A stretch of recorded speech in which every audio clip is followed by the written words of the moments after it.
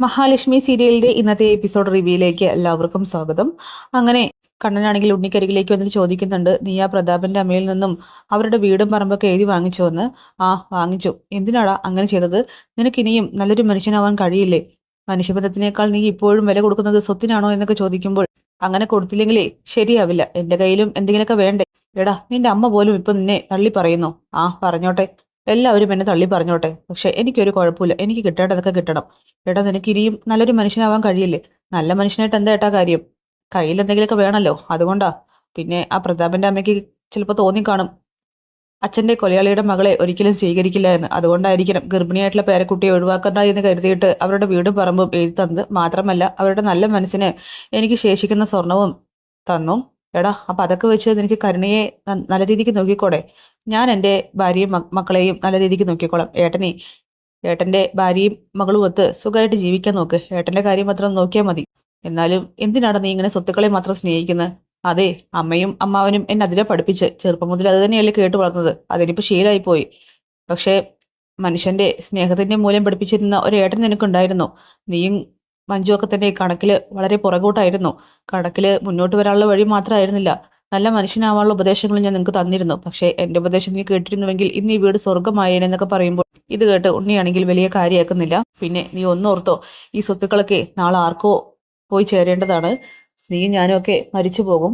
അപ്പോൾ നമ്മൾ തമ്മിലുള്ള ഈ ബന്ധം അത് തലമുറകൾക്ക് പകർന്നു കൊടുക്കുക, അല്ലാതെ മറ്റൊരു മാർഗ്ഗവുമില്ല. സ്വത്തുക്കൾ കെട്ടിപ്പിടിച്ചിരുന്നിട്ട് യാതൊരു കാര്യമില്ല. പിന്നെ ഒരു കാര്യം ഞാൻ പറയാം, എന്തായാലും എഴുതി വാങ്ങേണ്ടതൊക്കെ നീ എഴുതി വാങ്ങി. എന്നിട്ട് നീ നഷ്ടപരിഹാരത്തിന് വേണ്ടി എന്തിനങ്ങനെ ആർത്തി വിളിക്കുന്നതെന്നൊക്കെ ചോദിക്കുമ്പോൾ, എനിക്ക് കിട്ടേണ്ടതൊക്കെ കിട്ടണം. അതുകൊണ്ട് ഞാൻ ഇനിയും അവരിൽ നിന്നും ഡിമാൻഡ് വെക്കുമെന്നൊക്കെ പറയുമ്പോൾ, എടാ, കാര്യം ശരിയാ. പക്ഷെ എല്ലാം കെട്ടിപ്പിടിച്ചിരുന്നിട്ട് ഒന്നും ഇളക്കാതെ ഇരുന്നിട്ട് സ്വന്തം ഭാര്യയ്ക്കും ഉണ്ടാവാൻ പോകുന്ന കുഞ്ഞിനും മരണശിക്ഷ വിധിക്കരുത് എന്ന് പറഞ്ഞുകൊണ്ട് കണ്ണനാണെങ്കിൽ അവിടെ നിന്നും പോവുകയാണ്. ഇതൊക്കെ കേട്ടിട്ട് ഉണ്ണിക്കാണെങ്കിൽ ദേഷ്യം വരുന്നു. തുടർന്ന് പ്രതാപനാണെങ്കിൽ വേദന സഹിക്കാനാവാതെ ശരീരം ഉഴിഞ്ഞുകൊണ്ടിരിക്കുകയാണ്. അവിടേക്ക് മുത്തശ്ശി വരുന്നുണ്ട്. എടാ, നന്നായിട്ട് വേദനിക്കുന്നുണ്ടോ? ആ അമ്മേ, നല്ല വേദനിക്കുന്നുണ്ട്. കിടക്കുമ്പോൾ ഇരിക്കാൻ തോന്നും, ഇരിക്കുമ്പോൾ കിടക്കാൻ തോന്നും. ആ, അങ്ങനെയാണല്ലോ ആ മാർക്കോ നിന്നെ പെരുമാറി വിട്ടിയത്. ആ ശരിയാ, ഉണ്ണിയുടെ കാല് തല്ലി ഒടിച്ചു, എന്റെ വാരിയിലും തല്ലി ഒടിച്ചു. അവനെ നല്ല മർമ്മം നോക്കി അടിക്കാൻ അറിയാമേ. ആ തോമസ് വൈദ്യന്റെ വീട്ടിൽ പോയിട്ട് അവൻ കർക്കിടക ചികിത്സയൊക്കെ എടുക്കുന്നതല്ലേ. അതുകൊണ്ട് ആ വൈദ്യൻ ഇടയ്ക്കിടയ്ക്ക് പറയാറുണ്ട് മാർക്കോ എല്ലാത്തിലും പ്രഗത്ഭനാണെന്ന്. ആ, ഇനി എന്ത് ചെയ്യും? ഒന്നും പറഞ്ഞിട്ട് കാര്യം. പിന്നെ എനിക്കിപ്പോ അതൊന്നല്ല ടെൻഷൻ. നാളെ ആ മഹാലക്ഷ്മിയുടെയും കണ്ണന്റെയും കുഞ്ഞിന്റെ നൂലുകെട്ടാണ്.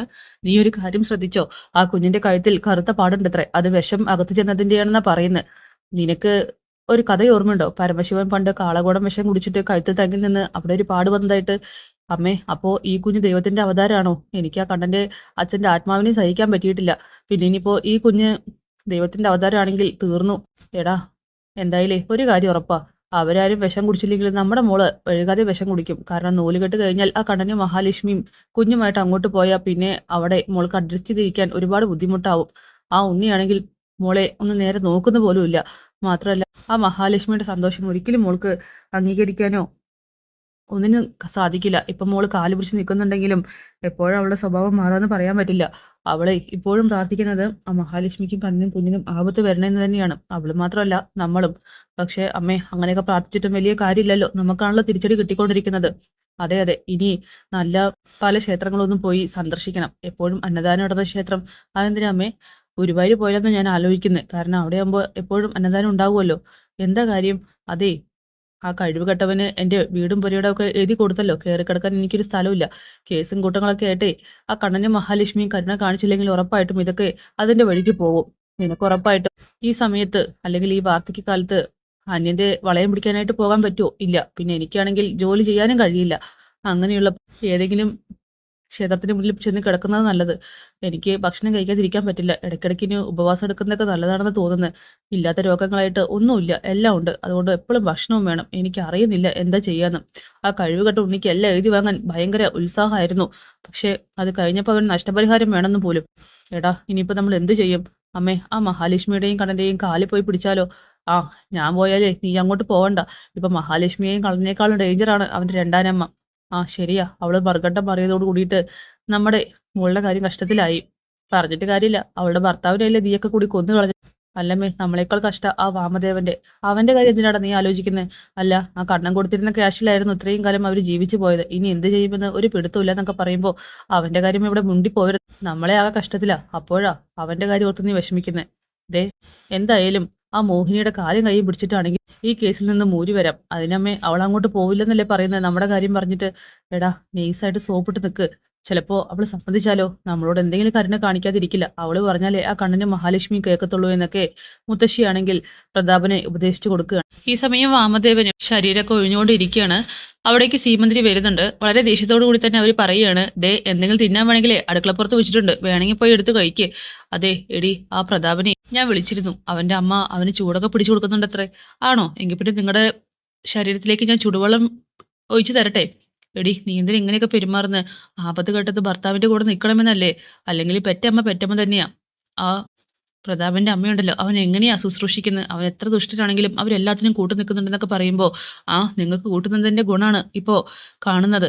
ദേ നോക്ക്, ഒരു കാര്യം ഞാൻ പറയും, ലോൺ അടയ്ക്കേണ്ട സമയമായി. എന്തോന്നെടുത്ത് അടയ്ക്കും? ദേ, കാറിന്റെ ലോണൊക്കെ എന്ത് ചെയ്യും? ഞാനാണെങ്കിൽ എവിടേക്കെങ്കിലും ജോലിക്ക് പോയല്ലെന്ന് ആലോചിക്കുക, അല്ലാതെ മറ്റൊരു മാർഗ്ഗവുമില്ല. പിന്നെ പുന്നരിച്ച് കിന്നരിച്ച് വളർത്തിയവൾ ഇപ്പൊ ജോലിക്ക് പോയിക്കൊണ്ടിരിക്കുക. അവിടെ ഏതോ കുട്ടികൾ അടക്കം പറഞ്ഞു അത്രേ, കൊലയാളിയുടെ മകളാണ് നമ്മുടെ ടീച്ചർ എന്നൊക്കെ. അതും കേട്ടുകൊണ്ട് അവളോട് വന്നിരുന്ന് കരയായിരുന്നു. നിങ്ങൾ ചെയ്തതൊക്കെ ദുഷ്ടത്തരങ്ങളാണെന്നൊക്കെ പറയുമ്പോൾ, എടി, ഈ കുടുംബത്തിന്റെ ഉയർച്ചയ്ക്ക് വേണ്ടിയിട്ടല്ലേ ഞാൻ ഇങ്ങനെയൊക്കെ ചെയ്തത്. ഓ, ഇപ്പൊ ഭയങ്കരമായിട്ട് ഉയർന്നു നിൽക്കുന്നുണ്ട് വാനോളം. ഇനി വീഴാതെ നോക്കിയാൽ മതി. അല്ലെങ്കിൽ പാരമ്പര്യമായിട്ട് ദുഷ്ടന്മാരാ. നിങ്ങളുടെ അച്ഛനും അമ്മയും ഒക്കെ കണക്കാണെന്ന് പറയുമ്പോൾ, എടി, അവരൊക്കെ മരിച്ചു പോയില്ലേ? ആ, മരിച്ചു പോയില്ലെങ്കിലേ ഞാൻ അവരെ കൊന്നേനെ. എന്തിനാടി അവരിങ്ങനെ പറയുന്നത്? എന്തിനാണെന്നോ, ഇങ്ങനെ ഒരു മോനെ ജനിപ്പിച്ചതിനെന്ന് പറഞ്ഞുകൊണ്ട് സീമന്തിരി ആണെങ്കിൽ അവിടെ നിന്നും പോകുന്നു. വാമദേവനാണെങ്കിൽ വീണ്ടും വേദന സഹിക്കാനാവാതെ കടന്ന് കരയുന്നുണ്ട്.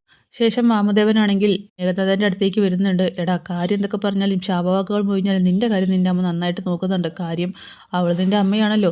ഗൃഹനാഥനായിട്ടുള്ള ഞാനാണ് ഇപ്പോൾ ആകെ പെട്ടുപോയിരിക്കുന്നത്. എനിക്ക് അവൾ ഒന്നും ചെയ്തു തരുന്നില്ലടാ.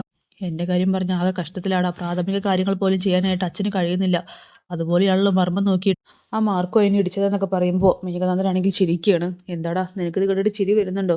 ദേ നോക്ക്, നീ ഇങ്ങനെ കിടക്കാതെ എത്രയും പെട്ടെന്ന് എഴുന്നേൽക്കും മോനെ. നീയും കൂടിയും എഴുന്നേറ്റാൽ മാത്രമേ നമുക്ക് പ്ലാനിങ് നടത്താൻ പറ്റുള്ളൂ. ആ ഉണ്ണി എന്തായാലും കണ്ണനോടൊപ്പം ദുർഗയോടൊപ്പം ചേരില്ല. നിന്റെ അപ്പച്ചിയാണെങ്കിൽ അച്ഛനെ അടുപ്പിക്കുന്ന പോലുമില്ല. പിന്നെ നീയും ഞാനിപ്പോൾ വീണിരിക്കുകയാണ്. എത്രയും പെട്ടെന്ന് നമുക്ക് പഴയതുപോലെ ആകണം. ആ പ്രതാപന്റെ വൃത്തികെട്ട ശരീരത്തിലേക്ക് ആ വിശ്വനാഥന്റെ വൃത്തികെട്ട പ്രേതം കൂടിയതോട് കൂടിയിട്ടാണ് നമുക്ക് ശനി പിടിച്ചു തുടങ്ങി. ഇനി അങ്ങനെയൊന്നും ഉണ്ടാകാതെ നോക്കണം. ഇതുപോലൊരു സാഹചര്യത്തിൽ ആ വിശ്വനാഥനെ കൊല്ലാനായിട്ട് കൊട്ടേഷൻ കൊടുത്തത്. ഇനി നമുക്ക് എത്രയും പെട്ടെന്ന് കാര്യങ്ങൾ നീക്കം ചെയ്യണടാ. അതുകൊണ്ട് നീ ഒന്ന് എഴുന്നേൽക്കെന്നൊക്കെ പറഞ്ഞുകൊണ്ട് വാമദേവനാണെങ്കിൽ അവിടെ നിന്നും പോകുകയാണ്. ഈ സമയം മേഘനാഥനാണെങ്കിൽ ഒന്നും ചെയ്യാനാവാതെ അങ്ങനെ വിഷമിച്ചിരിക്കുന്നുണ്ട്. അങ്ങനെ ദുർഗയാവട്ടെ കണ്ണൻ ഉറങ്ങിക്കൊണ്ടിരിക്കുന്ന സമയത്ത് അവൻ്റെ റൂമിലേക്ക് വരുന്നുണ്ട്. ഒരു കവറൊക്കെ ആയിട്ടാണ് വരുന്നത്. അങ്ങനെ കണ്ണൻ ഉറങ്ങുന്നത് അവരാണെങ്കിൽ സൂക്ഷിച്ചു നോക്കുകയാണ്. എന്നിട്ട് കണ്ണൻ്റെ അരികിലേക്ക് പോയി ഇരുന്നിട്ട് പഴയ കാര്യങ്ങളൊക്കെ തന്നെ ഓർത്തെടുക്കുന്നു. ഒരു ദിവസം കണ്ണൻ സ്കൂൾ വിട്ട് വരുന്ന സമയത്ത് അവൻ്റെ കാലിൽ മുറിവ്. എന്താ മോനെ, എന്താ പറ്റിയെന്ന് ചോദിക്കുമ്പോൾ വീണെന്ന് പറഞ്ഞ് മുറിവ് കാണിച്ചു കൊടുക്കുകയാണ്. അയ്യോ, മോൻ്റെ ശരീരം തോന്നുന്നത് പോലും അച്ഛന് ഇഷ്ടമല്ല. അതുപോലെ തന്നെയാണ് അമ്മയ്ക്കും. സഹിക്കാൻ കഴിയില്ല. വന്നേ, അമ്മയുടെ മോൻ വന്നേന്ന് പറഞ്ഞുകൊണ്ട് മരുന്നൊക്കെ വെച്ച് തരാം എന്ന് പറഞ്ഞ് ആ കുഞ്ഞു കണ്ണിനെയും എടുത്തിട്ട് പോകുന്ന ആ രംഗങ്ങളൊക്കെ ദുർഗ ഓർക്കുകയാണ്. എന്നിട്ട് പൊട്ടി കരയുന്നുണ്ട്. ദുർഗയുടെ കണ്ണുനീരാണെങ്കിൽ കണ്ണന്റെ കാലിലേക്ക് ഇറ്റിറ്റായിട്ട് വീഴുകയാണ്. പെട്ടെന്ന് കണ്ണൻ ഞെട്ടി എഴുന്നേൽക്കുന്നുണ്ട്. എന്താ അമ്മേ, എന്തിനാ കരയുന്നത്? ഒന്നുമില്ല മോനെ, പഴയ കാര്യങ്ങളൊക്കെ ഓർത്ത് കരഞ്ഞു പോയതാ. പഴയ കാര്യങ്ങൾ ഓർക്കണ്ട എന്ന് ഞാൻ പറഞ്ഞതല്ലേ, പിന്നെന്തിനാ ഓർക്കുന്നേ? ഒന്നുമില്ല. അതൊക്കെ ഓർത്തപ്പോൾ അമ്മയ്ക്ക് എന്തോ വലിയ വിഷമം തോന്നി. സാരല്ല, ഇനി അതൊന്നും ഓർത്തിട്ട് കാര്യമില്ലല്ലോ. ഇതേ മോനെ, ഇതേ ഞാൻ കുഞ്ഞിന് കൊടുക്കാൻ വേണ്ടിയിട്ട് വാങ്ങിയതാണ്. കുറച്ച് ആഭരണങ്ങളാണ്. നാളെ മോളുടെ നൂലുകെട്ടല്ലേ, അപ്പൊ അവളുടെ കയ്യിലും കഴുത്തിലും കാതിലും ഒക്കെ അണിയിക്കാൻ വേണ്ടിയിട്ടുള്ളതാണ്. ഇതേ കാൽത്തളയൊക്കെ മോൾക്ക് അണിയിക്കണേ, നമ്മുടെ ജ്വല്ലറിയിൽ നിന്ന് തന്നെ വാങ്ങിയതാണ്. ഇട്ട് കൊടുക്കാൻ മറക്കല്ലേ മോനെ. അമ്മ അമ്മ ക്യാഷ് കൊടുത്ത് വാങ്ങിയതാണെന്നൊക്കെ പറയുമ്പോൾ അമ്മ എന്തിനാ ക്യാഷ് കൊടുക്കാൻ പോയത്? നമ്മുടെ ജ്വല്ലറിയിൽ നിന്നാണെങ്കിൽ പറഞ്ഞാൽ പോരെ, തരില്ലേ എന്നൊക്കെ ചോദിക്കുകയാണ്. അത് പിന്നെ മോൻ ഇടയ്ക്കിടയ്ക്ക് അമ്മയ്ക്ക് ക്യാഷ് തരാറുണ്ടായിരുന്നല്ലോ, അതിൽ നിന്ന് എടുത്തിട്ട് വാങ്ങിയതാണ്. ഇത് മോൻ എന്തായാലും ഇട്ട് കൊടുക്കണം. അതിനെന്തിനാ? അമ്മയ്ക്ക് നാളെ വന്നോടെ എൻ്റെ കൂടെ? വേണ്ട മോനെ, നാളെ നിങ്ങൾ എല്ലാവരും സന്തോഷിക്കുന്ന ദിവസമാണ്. പിന്നെ അവിടേക്ക് ഞാൻ ഒരു കരടായിട്ട് വരുന്നത് അത് അത്ര ശരിയായിട്ടുള്ള കാര്യമല്ല. മോനെ, ഇത് ഇട്ട് കൊടുക്കാതെ മാത്രം ഇരിക്കണ്ട. കുഞ്ഞിനെ ഇത് വാങ്ങിക്കൊടുക്കുന്ന ഒത്തിരി പേര് അവിടെ ഉണ്ടെന്ന് എനിക്കറിയാം. പക്ഷേ ഇത് അമ്മയുടെ ഒരു സന്തോഷമാണ്. അമ്മ എന്തായാലും വരുവോടാ. എൻ്റെ സ്നേഹം എല്ലാവരും തിരിച്ചറിഞ്ഞതിന് ശേഷം ഞാൻ ഉറപ്പായിട്ടും ഇനിയുള്ള ഫംഗ്ഷനൊക്കെ പങ്കെടുക്കും എന്ന് പറഞ്ഞുകൊണ്ട് കണ്ണൻ്റെ കയ്യിൽ അത് കൊടുക്കുകയാണ്. കണ്ണനാണെങ്കിൽ ഇതൊക്കെ കേൾക്കുമ്പോൾ വലിയ വിഷമം തോന്നുന്നുണ്ട്. അങ്ങനെ അതും കൊടുത്തുകൊണ്ട് ദുർഗയാണെങ്കിൽ വാതിൽക്കലേക്ക് പോയിട്ട് വീണ്ടും തിരിഞ്ഞു നോക്കുകയാണ്. കണ്ണനാണെങ്കിൽ വളരെ സങ്കടത്തോട് കൂടിയിട്ട് ദുർഗ പോകുന്നത് നോക്കുമ്പോൾ അവർ തിരിഞ്ഞു നോക്കി നിൽക്കുന്നതാണ് കാണിക്കുന്നത്. അതുകൂടി കാണുമ്പോൾ കണ്ണന് ഒത്തിരി വിഷമാവുന്നുണ്ട്. അങ്ങനെ അതൊക്കെ കാണിച്ചുകൊണ്ടാണ് ഇന്നത്തെ എപ്പിസോഡ് അവസാനിക്കുന്നത്. കാത്തിരിക്കുന്ന നാളത്തെ കിടിലൻ എപ്പിസോഡിനായിട്ട് ബൈ.